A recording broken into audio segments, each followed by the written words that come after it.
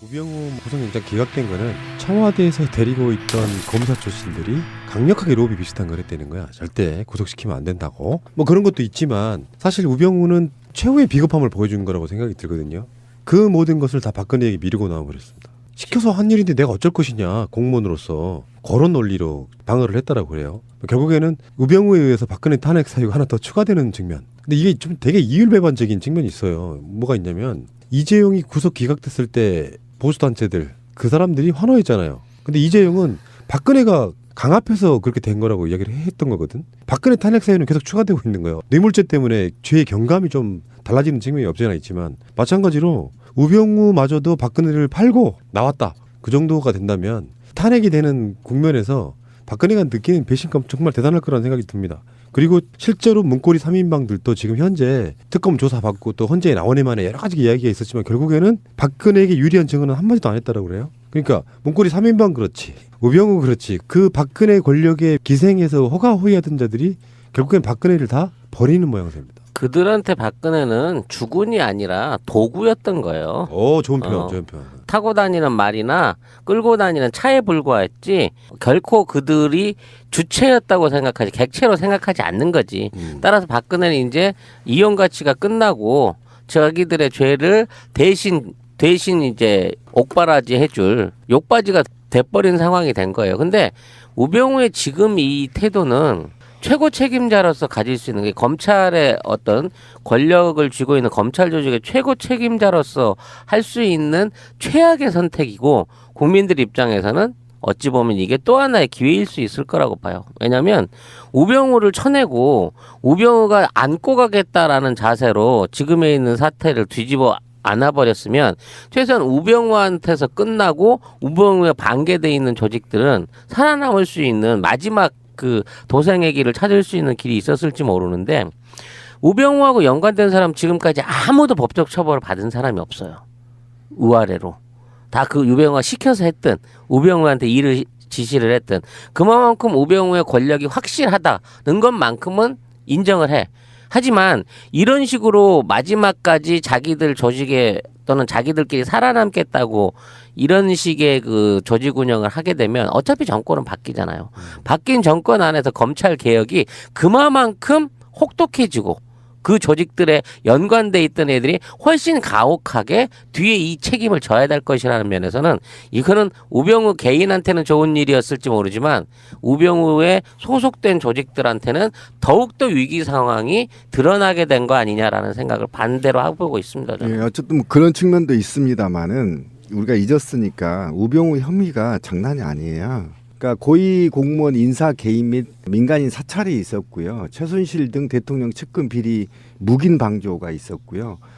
이석수 특별감찰관 감찰방해가 있었고 개인 비리가 몇 개 있고요. 여러 가지 한 6가지 정도가 있습니다. 그런데 가장 중요한 건 뭐냐면 최순실이 어디에서 정보를 얻어서 인사에 개입했냐는 겁니다. 그것이 바로 우병우가 사찰과 국정원 자기 2차장 라인을 통해서 정보를 수집하고 그 수집을 대통령한테 줬든 최순실한테 줬든 이게 문제가 되는 겁니다. 그러니까 이게 바로 직권남용인 거예요. 그리고 이것은 바로 우병우 개인의 문제가 아니고요. 최순실이가 국정을 농단하는데 손발이 누구였냐가 중요하거든요. 그게 우병우라고 보는 거 아닙니까? 국회에서는. 소추위원단도 그렇게 보는 것이고 그다음에 특검도 그렇게 보고 있는 겁니다. 그 많은 정보를 최순실이 어떻게 얻었겠느냐. 이거거든요. 이게 바로 민정수석실에서 나오지 않으면 불가능한 자료들을 최순실이 갖고 있었다는 거 아닙니까? 그러면 최순실은 이거를 박근혜로 받았느냐? 이게 지금 나 모른다는 거 아닙니까? 그러면 이게 아니라면 그러면 최순실이 너는 우병우한테 받았네. 그러면 우병우가 지금 얘기해야 될 건 그 정보를 너는 최순실한테 줬니? 박근혜한테 줬니? 이렇게 물어본 겁니다. 특검이. 그러면 우병우는 답을 해야 돼. 난 모른다. 이렇게 했거든요. 그리고 나는 최순실을 모르고 나는 그 정보를 줬다 해도 박근혜한테 줬고 박근혜는 최순실한테 줬는지 안 줬는지 난 모르겠다. 이렇게 되는 거 아닙니까? 이래야 박근혜 범죄가 성립이 되는 거예요. 그래서 우병우가 얼마나 중요하냐면 이렇게 중요한 자를 왜 특검이 수사를 뒤로 밀었냐 이게 지금 관건입니다. 왜 뒤로 밀었겠습니까? 바로 거기에 특검 내부에 논쟁이 있었다는 겁니다. 우병우 수사와 관련해서. 그래서 잡음이 나오기 시작했다는 거죠. 그런데 일부 특검의 현직에 있는 검찰들이 우병우 수사를 꺼렸다는 거예요.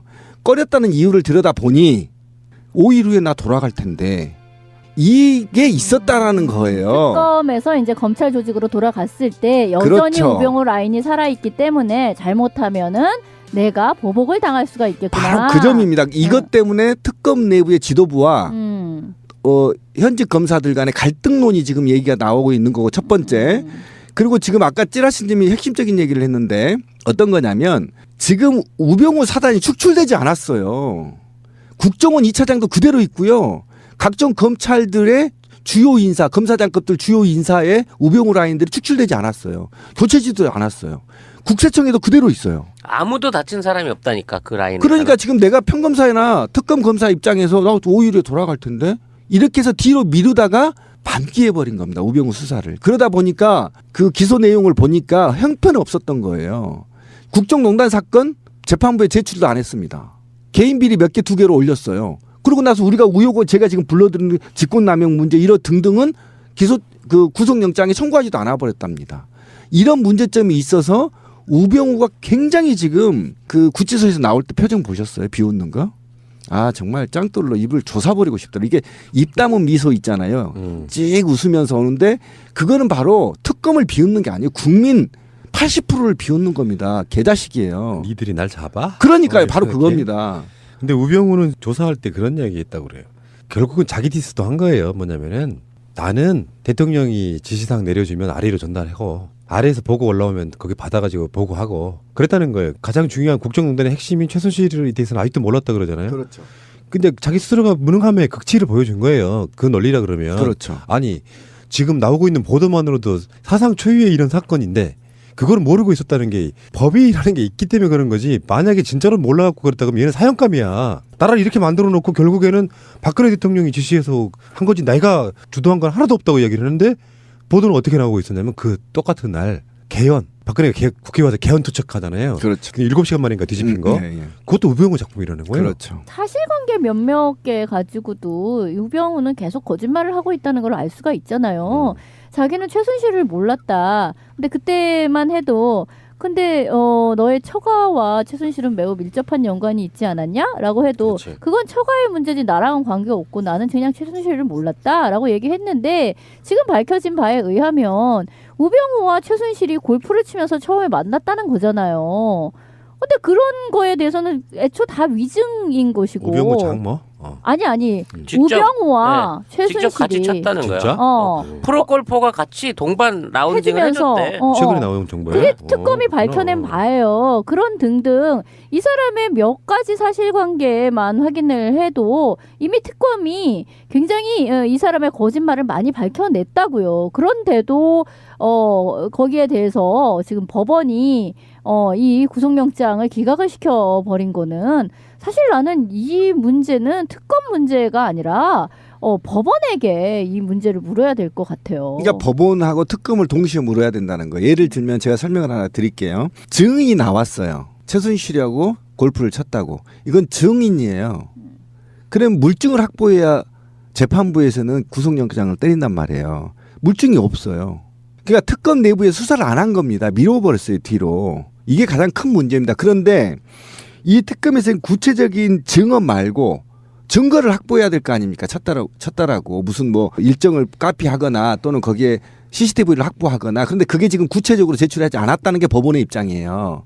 그러니까 이것만으로는 구속을 못 시킨다는 겁니다. 구속 사유가 부족하다는 거예요. 그러니까 이런 방식으로 우병우의 제목에 대해서 우리가 얘기한 6가지 제목에 대해서 하나하나 하지 않고 2건만 올린 겁니다. 2건만. 그러면 2건을 올렸다는 이유는 그만큼 보강 수사를 안 했다라는 증거잖아요. 특검에서. 그거를 그렇게까지 바라볼 시각이 없는 게 우병우 근무처 청와대 서브만 압수수색해도 그런 측면이 있어가지고 그렇죠. 그런 것도 법이 참 있긴 하죠. 미비점이 은닉 또는 범인이 암약했을 것으로 예상되는 거기를 권력이 압수수색을 못하게 해. 그래서 이 사람이 우병우가 구속되지 못한 결정적인 이유가 청와대 압수수색을 못한 거거든.